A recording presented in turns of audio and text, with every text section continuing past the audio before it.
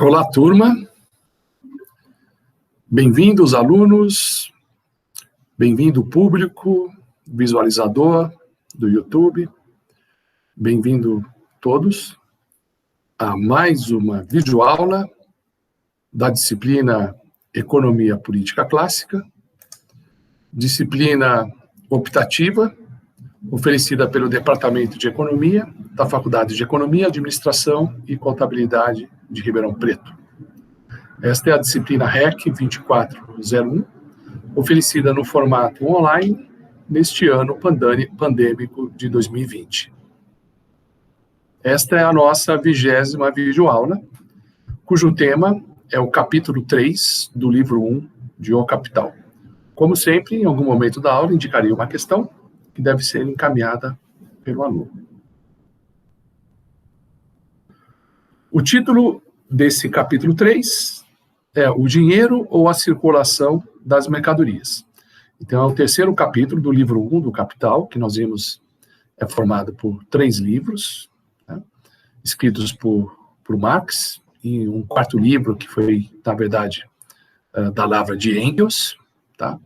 Mas estamos, portanto, no primeiro capítulo, entrando agora, no primeiro livro, perdão, entrando agora no capítulo 3. Ok? Então, trata-se do capítulo 3, de O Capital, a crítica da economia política. Para tanto, antes de nos aprofundarmos nesse capítulo, vamos recapitular, né, o modelo construído por Marx até então. Então, vimos que a obra inicia pelo estudo da mercadoria, que é o título do primeiro capítulo, né?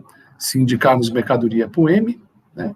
Então, o processo está na troca de M por M, ou M por M', a troca entre as mercadorias. Note, Marx começa a sua análise pelo objeto de troca, e não pelo homem que troca, né?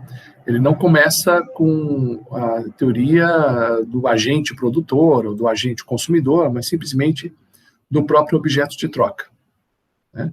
E a partir da relação entre esses objetos, né, que são produto do trabalho e que se tornam mercadorias, Marx esquematiza, tá certo?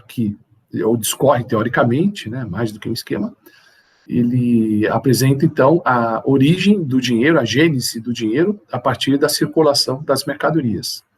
O dinheiro simplesmente é uma dentre as mercadorias que circulam, né, que são trocadas entre si, é uma mercadoria que é eleita como equivalente geral e passa a desempenhar o papel de dinheiro. Algumas ideias que foram trabalhadas nos 2 capítulos anteriores, né? Então, no capítulo 1, ele discorre sobre mercadoria e apresenta os conceitos de valor de uso e valor. Então, a mercadoria tem esse aspecto dúbio, e que forma um antagonismo nela mesma, né, entre o conceito de valor de uso, a propriedade física, material, e o valor que seria uma substância social. Tá? O valor que se forma, né, quer dizer, a forma de manifestação do valor é o valor de troca, né, a própria proporção em que as mercadorias são trocadas umas pelas outras. A substância constituída do valor, né, a substância social que compõe o valor é o trabalho abstrato. Tá? E, portanto, a mercadoria é caracterizada dessa maneira como um antagonismo, como uma unidade de contrários. Tá? Então, nesse sentido, o valor e valor de uso são 2 polos, né, de uma entidade, que seria, de um ente, que seria a mercadoria, né, que em si mesmo é antagônico, apresenta essa polaridade, tá, entre o lado natural e o lado social. O lado natural, que é o valor de uso, e o aspecto social da mercadoria, tá, relacionado à propriedade do valor. E as mercadorias se trocam, né? Então, ele começa a discorrer, né, esse processo de troca, inicialmente pela troca simples, né, a mercadoria é trocada por mercadoria. Então, neste capítulo 3, agora estamos entrando no capítulo propriamente, ele vai examinar, né, as implicações desses processos de troca. Em que participa dinheiro, a forma de dinheiro que já foi analisada, né, no capítulo inicial da obra, né, agora aceitando, né, a presença do dinheiro, ele vai discorrer melhor, né, examinar melhor, investigar com mais profundidade, né, o papel representado pelo dinheiro. Então, inicialmente, na troca simples ainda não tem dinheiro, né, não tem o equivalente geral eleito como dinheiro, uma mercadoria trocada pela outra, podemos representar como M, né, traço M'. Então, é a mercadoria M comutada pela mercadoria M'. Tá? E o que Marx identifica nessa troca? Né? A transferência, a igualdade, um aspecto que se iguala nas mercadorias, né? E, portanto, a troca de mercadorias é uma troca de equivalentes. Tá? As mercadorias trocadas, elas o são, tá? Nessas proporções em que se manifesta, né, em que se verifica, elas são porque na troca ela nivela os valores, ou seja, a quantidade de valor da mercadoria M é igual à quantidade de valor da mercadoria M', portanto, V de M é igual a V de M'. Então, os valores iguais são trocados. Então, há um aspecto que torna a mercadoria comensurável. Esse aspecto não tem relação com o valor de uso ou com a propriedade corpórea dela, mas pelo fato delas serem produzidas nessa formação histórica capitalista. E nesse modo de produção, a mercadoria é produzida, né, por produtores privados e levadas ao mercado para serem cambiadas. Né? Então, esse processo, o próprio processo forma o valor, tá? E o valor é digamos assim, é o conteúdo, né, da mercadoria que é nivelado, que é igualado, tá certo, no processo de troca. Então, as mercadorias M e M' trocadas entre si têm o mesmo valor. O valor de M é igual ao valor de M'. Veja que nós já discorremos sobre isso, né? Quer dizer, a mercadoria ela tem uma antítese interna entre o valor de uso e o valor, e se desdobra numa antítese externa, que é a relação do valor de uso de uma mercadoria com o valor, não dela mesma, mas com o valor da outra mercadoria. Note, recapitulando, né, essa passagem, esse fragmento, né, em que Marx escreve: a antítese interna entre valor de uso e valor oculta na mercadoria é, portanto, representada por uma antítese externa, isto é, por meio da relação de duas mercadorias, na qual uma delas, cujo valor deve ser expresso, tá? A mercadoria que está à esquerda, né, do processo, tá certo? Funciona diretamente apenas como valor de uso. A outra, ao contrário, no qual o valor é expresso, vale diretamente apenas como valor de troca. Tá? Então, uma entra aí no processo, tá certo? Como valor de uso, né? E outra entra como valor de troca. Então, se A é trocado por B, né? Então a mercadoria A, né, ela é trocada porque o valor de uso dela é usufruído pelo portador da mercadoria B. Né? Então, o valor de uso dela é usufruído pelo portador da mercadoria B, tá? E, ao mesmo tempo, o valor dela se manifesta, ou seja, a mercadoria B, ela é a forma de manifestação do valor da mercadoria A. Tá? Ok? Então, a mercadoria B, ela tem um papel aí de expressar valor. Ela expressa o valor não dela mesma, mas o valor da mercadoria A. Certo? Ok? Então, ela vale aí como valor de troca. Tá? A mercadoria A, ela vale pelo seu valor de uso, né, que é o valor de uso usufruído pelo portador da mercadoria B, mercadoria que é trocada por ela. Então, a mercadoria M e M', né, tem na relação M e M' papéis diferentes. Né? A mercadoria M tem o seu valor expresso, e a segunda mercadoria serve de material para expressão do valor da primeira. Tá? Isso nós já vimos, né? O valor de M é apresentado como valor relativo. Né? Tá? Ok? M, né, funciona, né? M encontra M', tá certo? Né? Que funciona na forma equivalente. Tá? M' aparece como o equivalente, né, ocupa o papel da forma equivalente da mercadoria M. Ok? Então, a mercadoria ela se depara com outra mercadoria, né, que se encontra na forma equivalente. Na forma equivalente, o valor de uso torna-se forma de manifestação de seu contrário valor. Então, por exemplo, linho, casaco. Né? Então, o valor de uso do casaco é a forma de manifestação do valor do linho, que é o seu contrário. Né? o trabalho concreto se converte na forma de manifestação de seu contrário, o trabalho humano abstrato. Então, o trabalho concreto, que tem a ver com o valor de uso, né, se converte no trabalho humano abstrato, tá? Ok? Que é simplesmente que é a substância do valor. Então, o trabalho concreto que tem a ver com o valor de uso, com a propriedade natural, né, acaba funcionando como forma de manifestação, né, do polo antagônico do trabalho concreto, que é o trabalho humano abstrato. Tá? Então, o trabalho concreto revela o trabalho abstrato, ou seja, o valor de uso associado ao valor. Terceira passagem, o trabalho privado se converte na forma de seu contrário, o trabalho em forma diretamente social. Tá? Então, o trabalho privado, né, que é o trabalho independente e autônomo dos produtores privados nas suas unidades de produção, se transforma em forma diretamente social porque eles são equiparados como trabalho abstrato, né? O que faz a coordenação, a integração dos trabalhos particulares, privados, né, no esforço produtivo total da sociedade, né, que equipara os trabalhos privados, né, estabelecendo uma comensurabilidade em termos de trabalho abstrato. Então, o trabalho privado se transforma em trabalho social, quando o trabalho concreto é convertido em trabalho abstrato. E aparece o dinheiro, a forma dinheiro, né, como o desenvolvimento lógico e histórico da troca mercantil, aparece um equivalente geral que se concretiza na forma dinheiro. Uma mercadoria se apresenta como equivalente geral, tá? E passa a ser usada como moeda de troca, né? No caso, Marx fala do dinheiro ouro, né? Então aparece o dinheiro e um material específico que se presta a esse papel, no caso o ouro, pode ser outros metais preciosos, né? Mas o mais importante aí seria o ouro. Tá?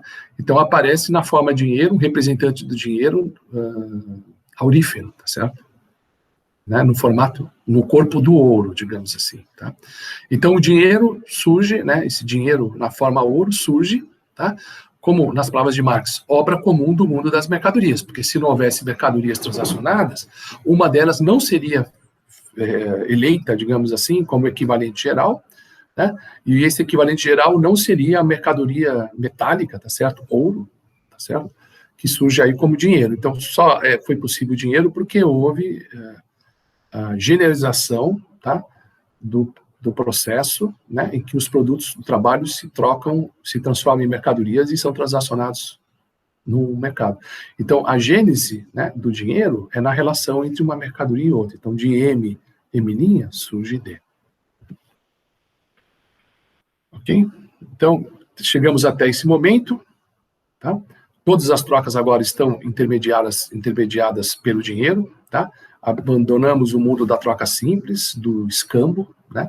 Da troca in natura, agora tudo tem um meio, né? Tudo é convertido em espécie, né?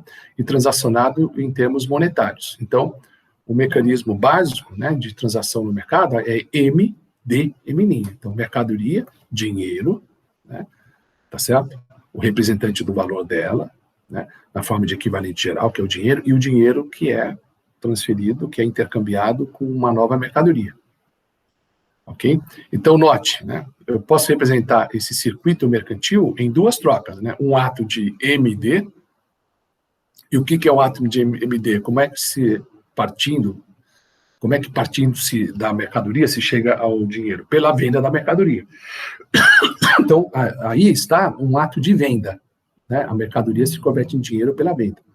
E no outro polo, né, no outro momento, tem um ato de compra, né, que é o dinheiro se convertendo em mercadoria. Então, note, nesse circuito, vende-se para comprar, né? A finalidade é a compra, né? E o passo inicial é a venda. Tá? E o dinheiro é só um momento, né, em que se transita da mercadoria M para a mercadoria M'. O dinheiro é o intermediário, representa só um momento. Tá? Começa-se com mercadoria e termina-se com mercadoria. O dinheiro aí representa apenas um intermediário. Tá certo? É apenas um elo de ligação entre as mercadorias. Mas pode-se dizer que o valor passa nesse circuito simples, nessa circulação simples, pela metamorfose. Tá? Essas duas trocas representam duas metamorfoses. Tá? antes, ao cabo, né, elas implicam, né, na transformação de uma mercadoria em outra mercadoria, né? Mas essa transformação deve ser vista não como uma única metamorfose, mas como duas metamorfoses, né? Porque o valor VM nasce com a forma M, a forma mercadoria, muda para a forma dinheiro, então a primeira metamorfose é entre mercadoria e dinheiro, para adquirir finalmente a forma M'. Então temos a segunda metamorfose, tá? Em que a mercadoria, em que o valor na forma dinheiro volta a ser cristalizado, tá certo? Pela forma mercadoria, embora uma outra mercadoria. Tá? Então, essas metamorfoses são assim, né? Quando o valor, né, se transforma do conteúdo de uma mercadoria para o próprio conteúdo do dinheiro. Tá? E depois, né, no ato de compra final, o valor vai como conteúdo do dinheiro para o conteúdo da mercadoria. Então, podemos situar, né, nesse circuito as consequências de se usar dinheiro. Né? O dinheiro amplia as possibilidades de expansão da economia mercantil. Né? Porque a partir da venda, de posse do dinheiro, se pode comprar qualquer outra mercadoria. Tá certo? Quando se desfaz de M, em troca de dinheiro, não se sabe a que, né, qual é a mercadoria final, né, em que esse dinheiro será empregado. Quer dizer, o M' da transação ainda não é conhecido. Né? Portanto, o M não fica desde o princípio atrelado ao M'. O M' é o resultado casual do processo de troca. Tá? Portanto, pode-se dizer que se amplia as possibilidades de expansão da economia mercantil nesse processo. Tá? Ao mesmo tempo, as oportunidades de interrupção dessa expansão também são ampliadas, e esse é um outro aspecto que nós vamos ver. Né? Basta imaginar um ato de venda que não se converte num ato de compra. O indivíduo pode vender e esse dinheiro pode ser entesourado, né? Ele pode postergar, ele pode diferir o ato de compra. Né? Então, o dinheiro, se por algum motivo ele é retirado da circulação, ele pode interromper esse processo, né, da troca mercantil e a expansão da troca mercantil. Tá? Ok? Então, como há a interrupção dessas metamorfoses, pelo menos em tese, isso, de certa forma, compromete a lei de Sé, né? Porque, pelo menos no agregado, nem todo ato de venda corresponde a um ato de troca. Ok? Ou, pensando em termos de lei de Sé, perdão, nem toda oferta cria sua própria demanda. Tá? Associado aqui ao fato de que nem todo ato de venda se transforma num ato de compra, porque o dinheiro, né, que surge como um intermediário da troca de M por M', ele pode ser, pelo menos temporariamente, retirado do circuito, o que vai significar a falta, né, de compradores nesse sistema. Né? Ok? Possibilidades de insuficiência de demanda, que é exatamente o fenômeno que era negado, tá certo, pela lei de Sé. A lei de Sé dizia que isso não era possível acontecer. Veja, na análise do dinheiro, aprofundando um pouco mais, né, acompanhando o conteúdo desse capítulo 3, Karl Marx distingue dois tipos de funções. Tá? O dinheiro nas suas funções básicas e o dinheiro nas funções de dinheiro como dinheiro. Vamos identificar claramente essas funções. O que seriam as funções básicas do dinheiro? É o dinheiro como meio que permite a produção e circulação mercantil. Tá?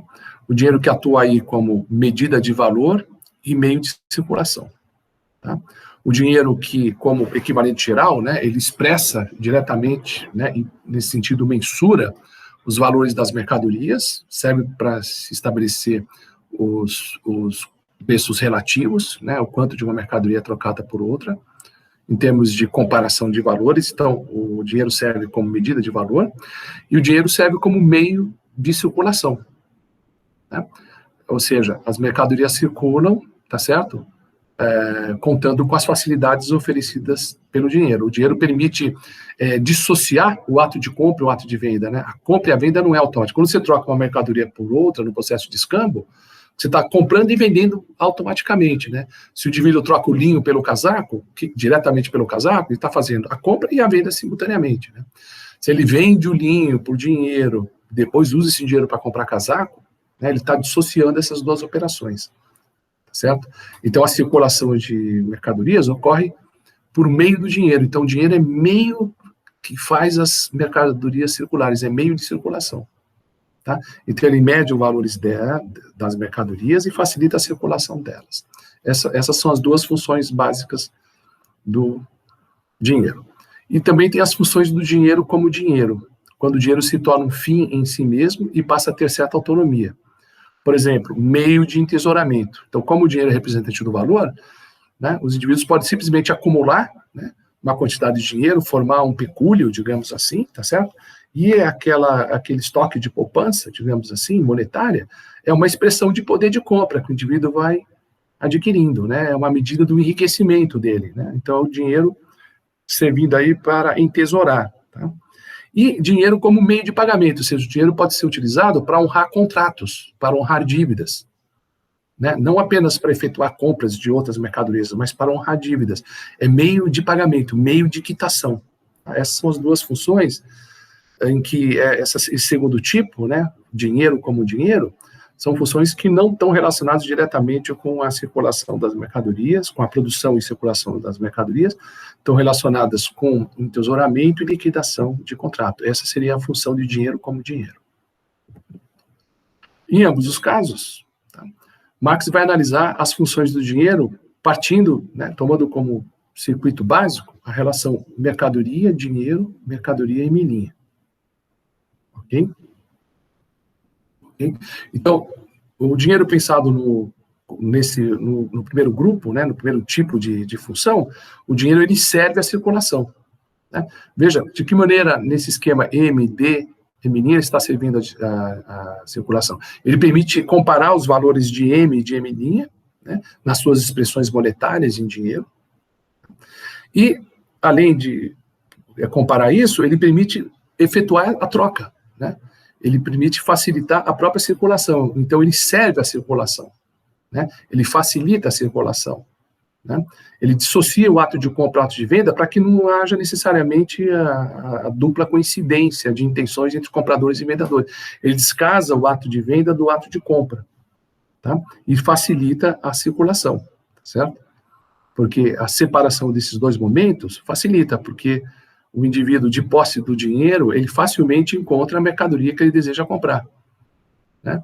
E o indivíduo de posse da mercadoria, ele facilmente encontra alguém que esteja disposto a comprar, né, simplesmente a quem oferece dinheiro em troca dela, certo? Ele não precisa oferecer em troca da mercadoria alguma coisa que seja do desejo do portador da mercadoria, né? Porque todos desejam dinheiro também, porque o dinheiro é o representante dessa substância social. O dinheiro é a autoridade do valor, tá? Então, permite dissociar o ato de venda do ato de compra. Então, o dinheiro servindo à circulação. No segundo aspecto, né, na função do dinheiro como dinheiro, o dinheiro se serve da circulação. Ou seja, ele utiliza da circulação, né, para que ele possa ser acumulado, para que possa ser entesourado. Então, é o cara que vende muito, né, gasta pouco, né, e a receita líquida das vendas, todo o lucro dele é convertido numa aplicação, digamos assim, ou vai para o cofrinho dele, tá certo? Então, vai sendo acumulado, tá certo? Então, nesse caso, ele não está servindo à circulação, ele está se servindo da circulação. Tá? Nesse ponto, eu vou formular a questão da aula, que é a seguinte: comente os dois grupos de funções do dinheiro de que fala Marx. Funções básicas do dinheiro e função do dinheiro como dinheiro. Por que Marx afirma que no primeiro grupo o dinheiro serve à circulação de mercadorias e no segundo grupo o dinheiro se serve dela? Essa é a pergunta que eu gostaria que vocês me encaminhassem. Então, vamos detalhar esses papéis do dinheiro.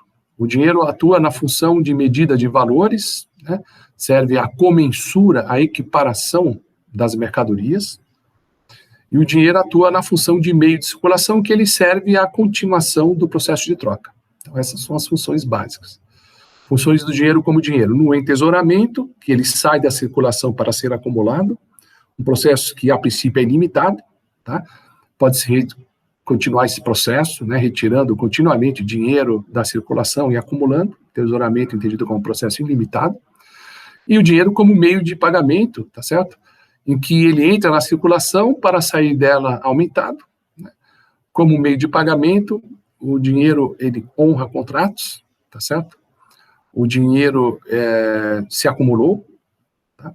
Na circulação, porque ele pode ser usado para adquirir meios de produção, tá? E vender o produto, né, resultado do esforço desses meios de produção, a um preço maior do que a soma de todas as despesas efetuadas nesse processo. Então, esse dinheiro ele está entrando aí na circulação para se acumular, tá? O dinheiro como meio de pagamento, tá? O dinheiro utilizado para aquisição, né, de capital, né, capital que é empregado, que se acumula, tá? Então, o dinheiro como meio, que precisa da circulação para que o processo ocorra, tá certo? Então, o dinheiro ele está se servindo da circulação para se acumular, tá? Então, o dinheiro como meio de pagamento, ele se acumula com a circulação, ele se serve da circulação. Ok? Então, partimos das funções do dinheiro, tendo como referência esse circuito simples, né? Dinheiro, mercadoria, dinheiro, mercadoria e meninha, tá? E agora, vamos olhar um outro circuito, que não começa com mercadoria, começa com dinheiro. Dinheiro, mercadoria, dinheiro, linha. Então, olha, antes nós tínhamos um ato de venda seguido de um ato de compra. Agora é o contrário, né? Agora temos uma compra e temos depois uma venda. A compra, dinheiro M, e a venda M, dinheiro D linha. Tá? Aí não se pode falar mais, não se deve falar mais em dinheiro, tá? Mas mais propriamente, aí nesse circuito, o dinheiro atua como capital. O que é o capital? O capital é o dinheiro que se serve da circulação para se tornar maior. Aí, no caso, o D' não é igual a D, porque não teria sentido sair de D e voltar ao mesmo ponto de partida. O D' é maior que D. Tá? Porque aí o valor, o dinheiro atua como valor, como capital, o dinheiro é valor que se valoriza. Tá? Ok? Por exemplo, o patrão, ele utiliza o seu capital para contratar maquinário, ferramentas, o que Marx chama de capital constante, e ele contrata trabalhadores, que é o capital variável. Tá? E vocês vão ver depois, o capital constante transfere o valor para a mercadoria, e o capital variável, ele transfere mais valor do que ele mesmo vale, e, portanto, do que foi pago por ele, à mercadoria. Tá? Então, nesse processo, essas compras, né, porque o empresário faz compras, né, ele compra o serviço da força de trabalho, ele compra matérias-primas, ele compra o serviço do maquinário, essas compras, né, vão se transformar em vendas, mas o resultado, né, das vendas, né, o montante monetário, certo? O montante acumulado com as vendas é maior do que a soma de todos os custos monetários. Então, na verdade, houve aí um ganho de capital, certo? Um acúmulo de dinheiro aí. D' é maior que D. Marx caracteriza o processo econômico com esses dois aspectos, né, que nós já trabalhamos no final do capítulo 1, enfatizamos lá a coisificação, e aqui eu gostaria de enfatizar também a personificação. A personificação é a contrapartida da coisificação das relações sociais. Então, as mercadorias, né, elas se relacionam, né, na troca, no mercado, e essa relação representa relações sociais. Então, são relações sociais que ocorrem na transação entre coisas, no caso, mercadoria. Tá? Então, pode-se dizer que a mercadoria é a coisificação das relações sociais. A contrapartida é a personificação. Porque as pessoas que atuam no processo social, os produtores, né, os trabalhadores, eles, ou os agentes, né, o capitalista, os compradores e vendedores, etc., eles são personificações do capital, e não são sujeitos plenos. Ao invés de homens, tem-se, grosso modo, compradores e vendedores, operários e capitalistas, não se tem sujeitos plenos. Então, os compradores e os vendedores são as personificações das mercadorias, eles personificam as mercadorias. As mercadorias necessitam de ter compradores e vendedores, né? São eles que operam as mercadorias, que empurram, que transferem as mercadorias, tá? Então, a gente pode dizer que as mercadorias são transacionadas por meio das suas personagens, né? Como compradores e vendedores, né? Então, assim como a mercadoria é a coisificação das relações sociais, tá? Esses papéis sociais são as personificações das coisas, no caso das mercadorias, o papel de comprador e vendedor, operário capitalista.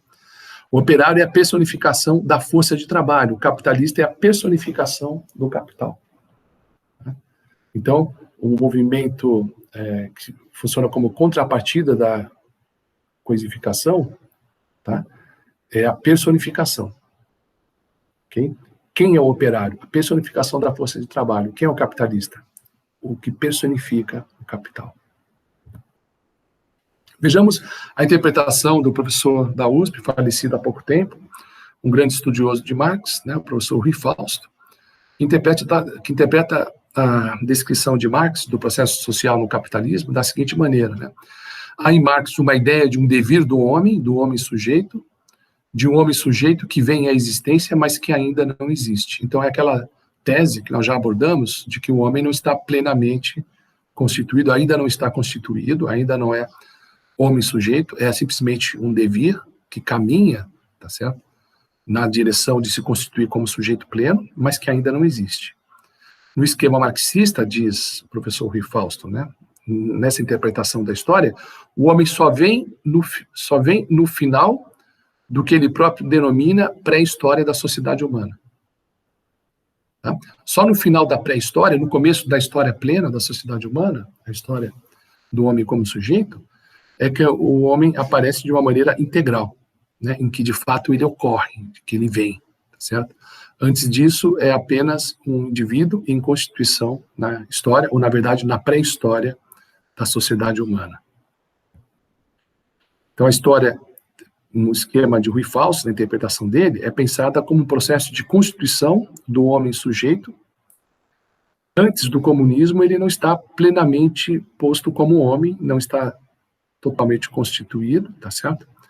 Ele não está, na terminologia de Rui Fausto, ele não está totalmente posto, ele opera aí apenas na pressuposição, ele está pressuposto. Tá? Então, o homem não é plenamente constituído antes do ingresso nessa etapa histórica do comunismo. O homem é apenas um ser em formação. E o homem aparece aí simplesmente nas suas personificações, né? O homem é o operário, personificação da força de trabalho, o homem é o capitalista, personificação do capital, tá certo? Ele não tem um sentido em si mesmo como sujeito. Ele não é sujeito antes do comunismo, tá? Ele simplesmente está aí colocado em predicados, né? Esses predicados o negam como tal. Então, se é operário, não é o homem. Se é capitalista, não é um homem. São simplesmente personificações, tá, de entidades sociais, né? A força de trabalho, o capital, ele é personificação desses elementos, né, do modo de produção capitalista. Não é o sujeito. Nesse sentido, ele está negado como sujeito. Tá? Ao atuar, digamos assim, tá certo? Ao atuar apenas como personificações, o homem se nega como sujeito. Tá? Ok? Então, o capitalismo é caracterizado nesse esquema, tá certo? Como uma negação do homem. Portanto, deve-se estudar, pode-se estudar o capitalismo, né? É bom que se estude o capitalismo a partir da mercadoria, porque as relações sociais são coisificadas, né? Então, a relação entre coisas, a mercadoria traduz a relação social. Então, começa-se, como ele faz no Capital, pelo estudo da mercadoria. Então, o modo de produção capitalista é visto como a última formação histórica, o último momento da pré-história do homem, antes de entrar na fase do homem plenamente constituído, oposto, que é a fase do comunismo. Tá? Isso foi amplamente mostrado no capítulo 2 do Capital, né? onde o homem é caracterizado como mero suporte de relações sociais. Para que o homem se realize, né, como homem sujeito da história, é necessário a revolução. Tá? A revolução é o princípio da realização do homem na história.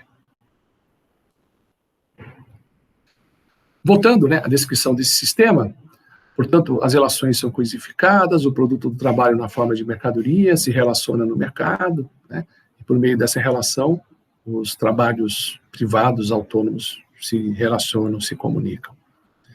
E nesse processo, né, de troca generalizada da mercadoria, se precipita, né, se constitui, né, o dinheiro.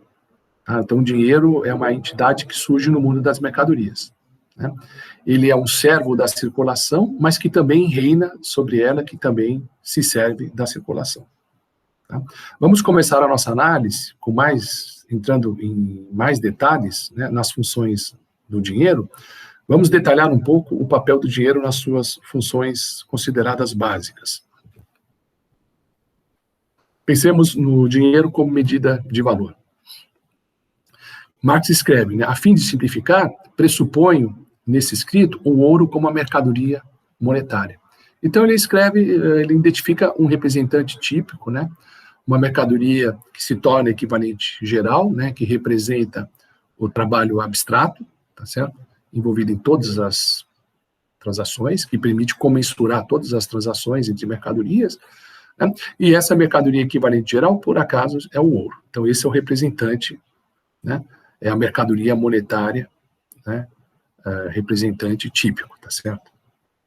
Tá?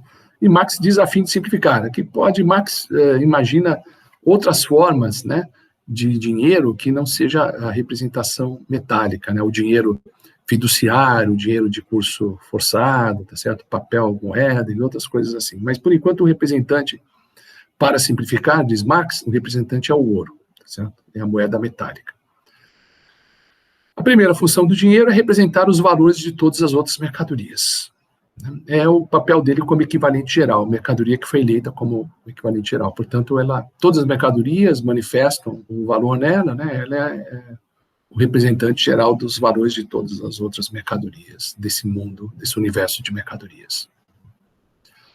Escreve Marx, não é por meio do dinheiro que as mercadorias se tornam comensuráveis, ao contrário, sendo todas as mercadorias enquanto valores trabalho humano objetivado, e, portanto, sendo em si e para si comensuráveis, elas podem medir seus valores em comum na mesma mercadoria específica. Assim, todas as mercadorias transformam essa mercadoria específica em sua medida comum de valor, ou seja, em dinheiro. Essa passagem ela é importante, dizendo o seguinte, olha, as mercadorias elas não são comensuráveis porque tem dinheiro, né?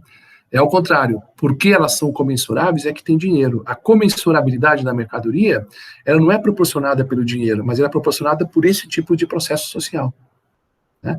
Em que os produtos do trabalho privado são levados ao mercado e são trocados no mercado. Então, esse processo de socialização, via troca no mercado, é que gera a substância que permite a comensurabilidade. A comensurabilidade, ela surge do próprio sistema, tá?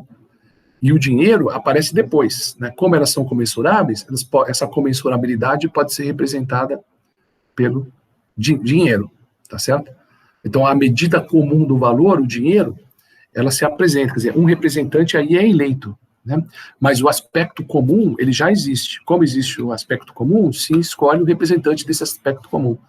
Existe dinheiro porque existe trabalho abstrato, existe dinheiro porque existe valor, porque existe comensurabilidade, né? A possibilidade de equiparação das mercadorias. Daí surge o dinheiro, é o que o Marx está dizendo nessa passagem. Okay? Então, no caso do dinheiro, nessa forma ouro, tá certo? Então, as mercadorias expressam o valor, né, na mercadoria ouro, tá certo? Na forma dinheiro, né?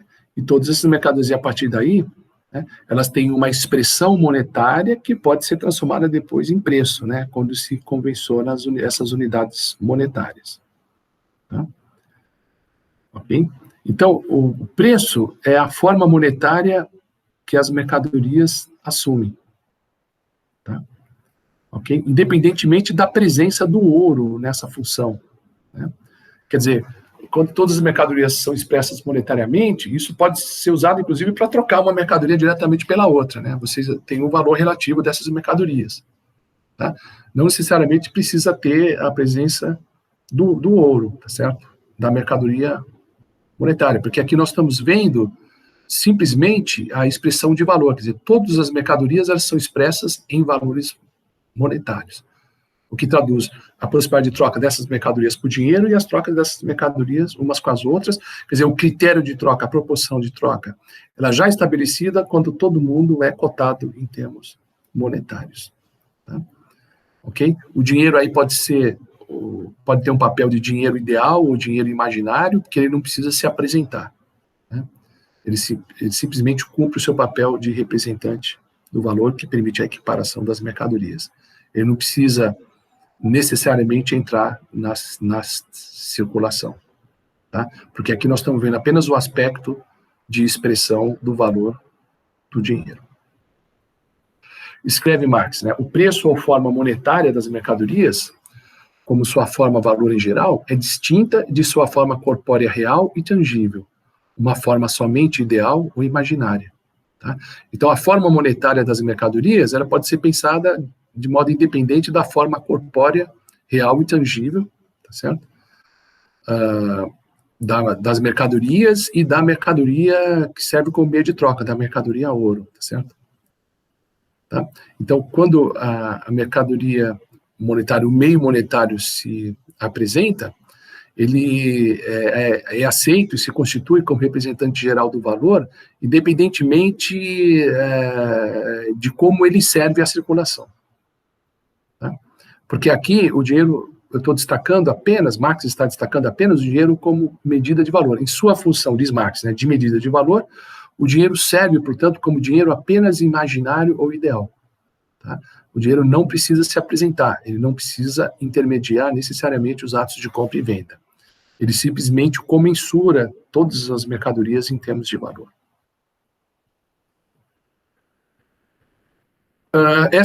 Na função medida de valor, né, o que é preciso estabelecer? Né? Um quanto fixado de ouro como uma unidade monetária, uma unidade de medida. Porque, em geral, a expressão monetária ela não é feita em termos de unidades de ouro, em termos de gramas de ouro, mas é feita em termos de unidades de um padrão monetário. Então, o que os governos fazem? Eles fixam uma quantidade, né, de ouro como sendo uma unidade de medida monetária. Tá? Sei lá, 30 onças de ouro equivale a $1, por exemplo. Tá? Ou a uma libra inglesa. Então, você fixa, né, uma unidade de medida monetária a partir de uma definição arbitrária, né, de uma moeda, né, a partir de uma certa quantidade do padrão ouro. Marx escreve, essa mesma unidade de medida, por meio de posterior divisão em partes alíquotas, é transformada em padrão de medida. Então, a partes alíquotas você tem lá a libra, aí a libra é dividida em 20 shillings, não, 20 pence, não é isso? Que é dividido em não sei quantos shillings, então você tem as divisões, ou o real em centavos, tá certo? E todas essas divisões ou partes alíquotas servem como padrão de medida do valor monetário das mercadorias. Então, esse padrão de medida, ele é estabelecido a partir do momento, expresso não em ouro, tá certo? Mas expresso numa unidade monetária como dólar, real, libra, né, pesos, né? Tudo isso ocorre quando se estabelece essa unidade de medida monetária, né, nas moedas nacionais. Se estabelece, portanto, um padrão de preços, né? Como medidas de valores e como padrão de preços, o dinheiro servem duas funções inteiramente diferentes. É medida de valor por ser a encarnação social do trabalho humano e padrão de preços por ser um peso fixado de metal. Tá? Então, o valor é uma coisa diferente, né, da medida como padrão de preços. Né? O valor simplesmente é porque o ouro, né, é a encarnação social do trabalho humano, né, é a medida da substância trabalho abstrato, tá certo? E depois se estabelece o padrão de preços, né, se chama uma certa quantidade de ouro, digamos, de R$1, né, e aí você tem a expressão das mercadorias em termos de preço. Né, simplesmente porque se estabeleceu um peso né, fixado de metal como sendo o padrão monetário. Então, tantas gramas de metal é R$1, é $1, é 1 libra. E aí você passa a ter a expressão em termos de preços, né, nas unidades monetárias nacionais. O dinheiro como padrão de preço. Então, como medida de valor é uma coisa, como padrão de preços é outra. A medida do valor tem a ver com a mensuração dessa substância social, que são os valores, e padrão de preços é simplesmente para dizer quantas quantidades dessas unidades monetárias, essas unidades metálicas, né, quantas quantidades desses pesos metálicos básicos tem aquela expressão de valor. Então, medida de valor é uma coisa, padrão de preço é outra, e não se pode confundir esses dois aspectos, né? Como padrão de preço, simplesmente é a necessidade histórica de se fixar com alguma arbitrariedade, né? Não há nada que determine como isso será fixado, né? Depende da vontade do gestor aí, da política monetária, tá sendo a autoridade monetária, e com alguma arbitrariedade fixa certa quantidade de ouro como unidade de medida, tá? Como unidade de valor é diferente, né? Tá? É o dinheiro traduzindo a substância social valor. Isso seria uma função intrínseca do dinheiro ouro, né? Como medida de valor. Né? Como padrão de preço, é simplesmente uma função convencional, que se quiser pode chamar de extrínseca, né? Ser padrão de preços. Né? É simplesmente uma convenção que se estabelece, não é uma função intrínseca do dinheiro ouro. Tá? Essa convenção é algo que é simplesmente fixado, que pode ser modificado. Tá? Pode-se, inclusive, se alterar a qualidade do dinheiro. Você pode reduzir a quantidade de ouro contida numa unidade monetária, a moeda de R$1, por exemplo, né? Vamos supor que existisse uma moeda de R$1, ela pode ter mais ou menos conteúdo metálico, isso pode ser alterado. E pode se alterar porque não é medida de valor, mas simplesmente é a convenção de um padrão monetário. Escreve Marx, né? Aqui, como em todas as outras medidas, a estabilidade das relações de medida torna-se decisiva.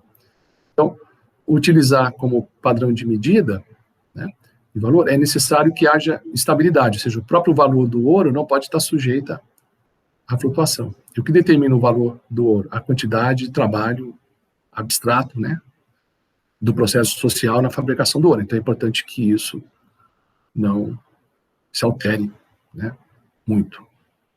Okay? Porque isso pode gerar um processo inflacionário, pode gerar um deslocamento. Veja que essas alterações não afetam o preço relativo, né, mas pode produzir pressões inflacionárias. Né. Marx escreve, por isso o padrão de preços cumpre sua função tanto melhor, quanto mais invariavelmente o mesmo quanto de ouro sirva de unidade de medida. O ouro pode servir como medida de valores, porque ele mesmo é produto de trabalho, sendo, portanto, um valor potencialmente variável.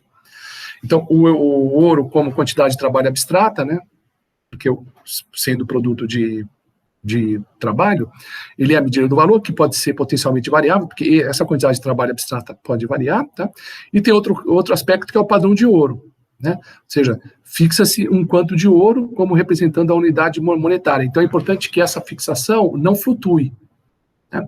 Então, a eficiência está associada a não flutuar a fixação do padrão monetário, né, em termos de um quanto de ouro, e essa eficiência também está associada a não fazer o próprio valor do ouro variar, tá certo? Ou seja, que o trabalho abstrato do ouro não varie muito, porque isso pode gerar pressões inflacionárias.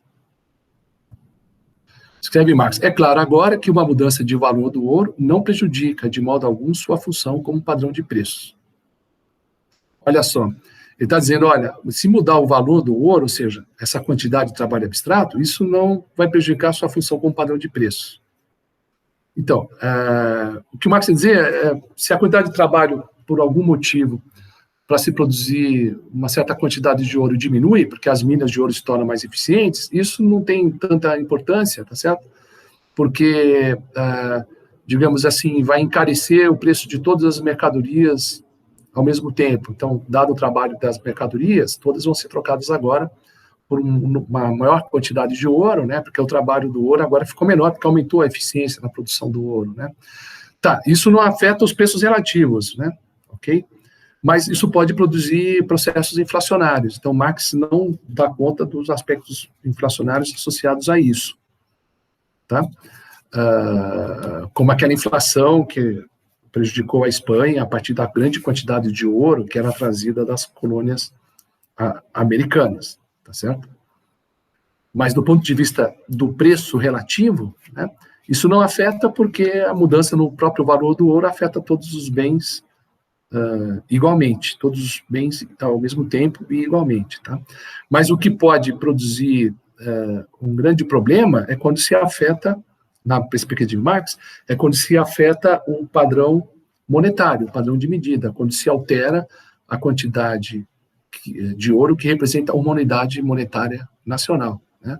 Isso acaba prejudicando os credores, né, que vão receber menos ouro, né, pelo valor monetário devido, e favorece os devedores que acabam pagando menos, né, porque a moeda expressa na dívida, quer dizer, o valor monetário expresso na dívida se traduz no menor quanto de ouro, né?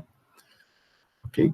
Então, isso pode afetar preços relativos e pode afetar a eficiência, tá? A relação entre credores e devedores, mas o que o Marx está dizendo é que a própria mudança no valor do ouro não prejudica os preços relativos, tá? Não altera a sua função como padrão de preços. Veja essa observação sobre a função de medida de valores. Marx diz: a medida de valor do ouro também não impede sua função de medida de valor. Ela atinge simultaneamente todas as mercadorias, deixando assim ceteris paribus, inalterados seus valores recíprocos relativos, embora eles todos se expressem agora em preços de ouro mais altos ou mais baixos do que antes. Tá? Quando se altera o valor do ouro, né, o ouro continua atuando como medida de valor, né? Simplesmente agora ele pode traduzir mais valor ou menos valor, mas é a mesma medida de valor. Tá?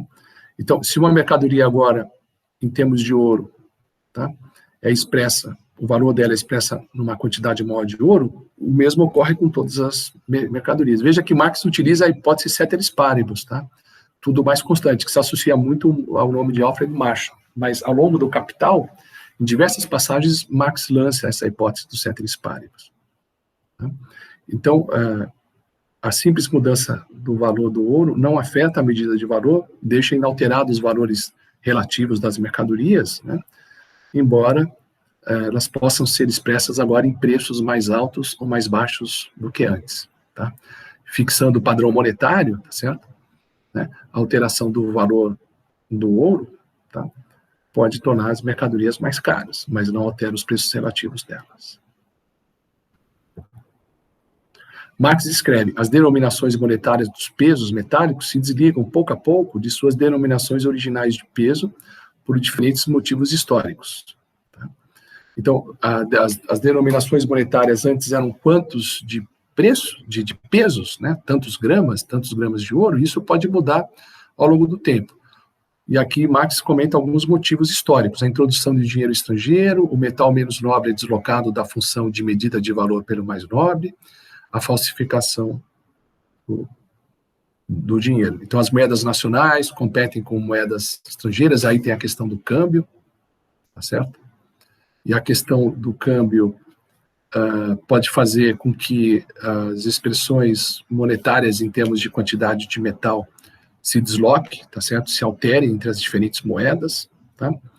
Também tem um papel da qualidade dos metais, tá? Em que o dinheiro é expresso, tá certo?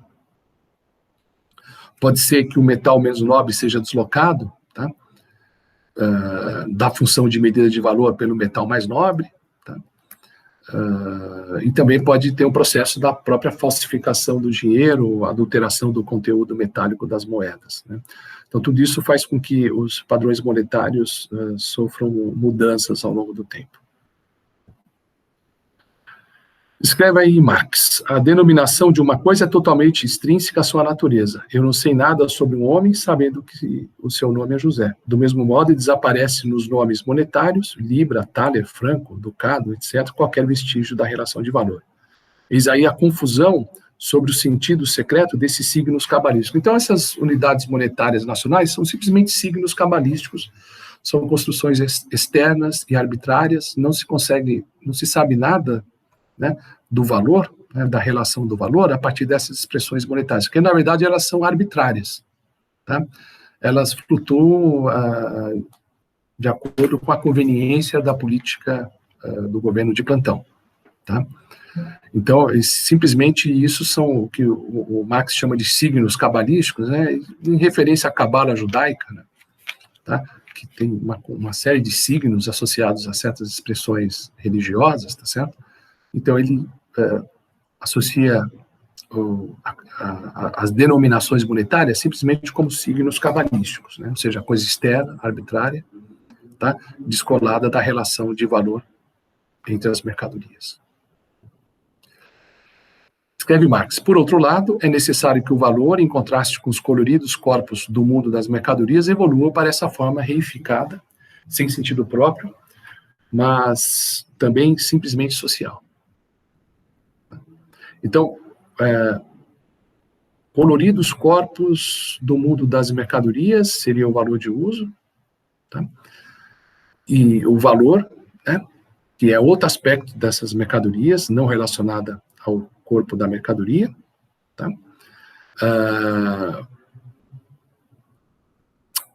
Pensando na mercadoria dinheiro, tá certo? Tá? O próprio valor, né, que a mercadoria dinheiro expressa, tá certo? Pode se descolar do seu próprio corpo. Tá? Pode ser, quer dizer, o dinheiro ele caminha de uma forma fiduciária, que o dinheiro ele é aceito, tá? Simplesmente como moeda de curso forçado, tá? Simplesmente pela aceitação social, tá? Independentemente do corpo da mercadoria, ou no caso, quando ele tem a expressão monetária nas moedas nacionais, independente do conteúdo de ouro, do conteúdo monetárico das moedas, tá? Ele simplesmente, a moeda desempenha o seu valor, tá? A partir dessas convenções externas, desses signos cabalísticos, tá? E ela pode se descolar, tá certo?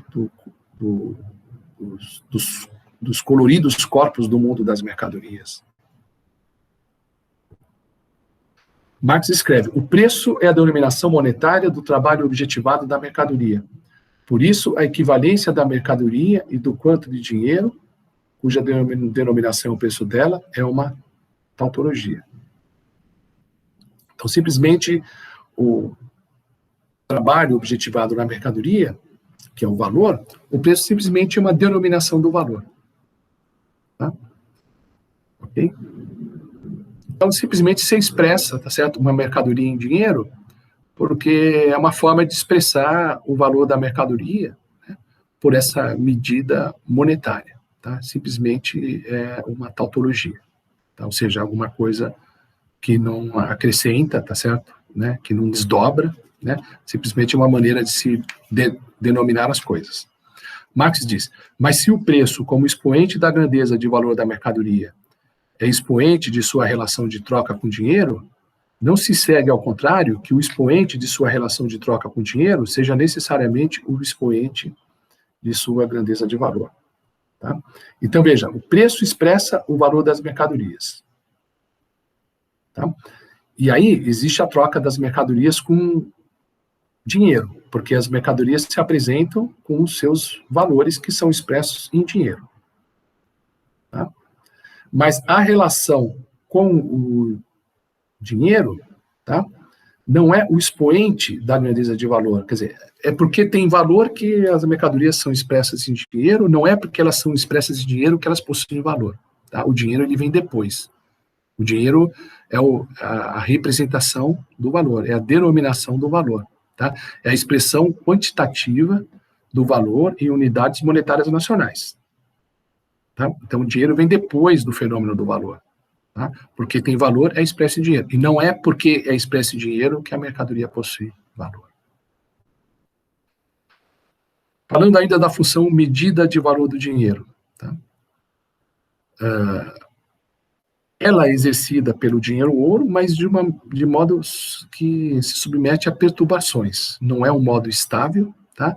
É um processo que tende a se equilibrar, né, ao longo do tempo, mas que flutua. Diz Marx: a possibilidade de uma incongruência quantitativa entre o preço e a grandeza do valor é inerente à própria forma preço. Isso não é o defeito dessa forma, ao contrário, é a forma adequada a um modo de produção em que a regra somente pode impor-se como lei cega da média à falta de qualquer regra. Bom, essa passagem tem aquele aspecto, né, que é suscitado em vários outros momentos da obra do Capital, é que achar que esse modo de produção capitalista é uma anarquia, que não há uma regra que comanda a produção, não há uma racionalidade, tá certo? Não há a falta de qualquer regra, não há uma regra que impõe, então a imposição ocorre pela flutuação, tá? A imposição, ela se vê na formação dos valores médios, né? Então, a relação entre preço e valor, o preço nem sempre expressa adequadamente a grandeza do valor, mas na média faz isso, tá? Que é essa característica, né, do sistema anárquico, tá certo? Só é possível expressar as grandezas de valores nos preços monetários, né? A expressão monetária do grandeza do valor, ela é precisa apenas na média dessa flutuação, tá? Mas em cada momento pode haver um descolamento entre a expressão em preço e a expressão em valor. Quer dizer, dado o valor da moeda, dado o padrão monetário que diz, né, quantos gramas de ouro contém cada unidade daquela moeda, tá certo? Dado o valor da moeda, dada a função externa, o padrão monetário, e dado o próprio valor da mercadoria, nem sempre na troca os valores moeda e mercadoria estão perfeitamente equiparados. Eles ocorrem isso na média, tá? Ok? Existe alguma incongruência entre preço e grandeza do valor, tá? No curto prazo, mas na média os preços se aproximam das grandezas de valores. É isso que Marx está dizendo. Escreve ele: a forma preço implica a alienabilidade das mercadorias contra o dinheiro e a necessidade dessa alienação. Ou seja, as mercadorias são trocadas, né, elas são cedidas em troca de dinheiro. Por outro lado, o ouro funciona somente como medida ideal de valor, porque já está circulando no processo de troca como mercadoria monetária. Então, o ouro tem que ser mercadoria, tá certo? Para se transformar em equivalente geral e ter esse papel, né, de ser a medida de valor. É uma medida que pode ser ideal, né, tá? Mesmo que ele não esteja presente em todas as trocas concretas, tá? Mas todas as mercadorias podem, a priori, se expressarem em valor, portanto, medida ideal de valor, tá? Ok? A medida ideal do valor, ela espreita o dinheiro sonante. O dinheiro sonante seria o dinheiro expresso ali, o dinheiro físico, tá certo? Tá? Quer dizer, cada mercadoria, quando ela se expressa monetariamente, diz, olha, eu sou um representante de uma quantidade de dinheiro físico, né? Uma medida de ouro. Mas o ouro ainda não está presente, tá certo? Ele pode vir a se apresentar quando a mercadoria é trocada por ouro. Tá? Então, não necessariamente o ouro participa do processo de troca, porque você pode ter um papel, né, escrito lá, eu represento tantos gramas de ouro, e fazer as transações com esse papel, sem que o ouro está presente. Então, o ouro pode ser deslocado do próprio processo de troca e substituído por um representante dele. Bom, basicamente é isso. Tá? Nós, na próxima videoaula, continuaremos falando um pouco mais, tá? Finalizando, tá? Esse capítulo 3 do Capital, mas os principais aspectos que eu queria apresentar estão aí. Tá? Então, boa aula, espero que vocês tenham tido uma boa videoaula, tá? Que tenha sido proveitosa, e até a próxima.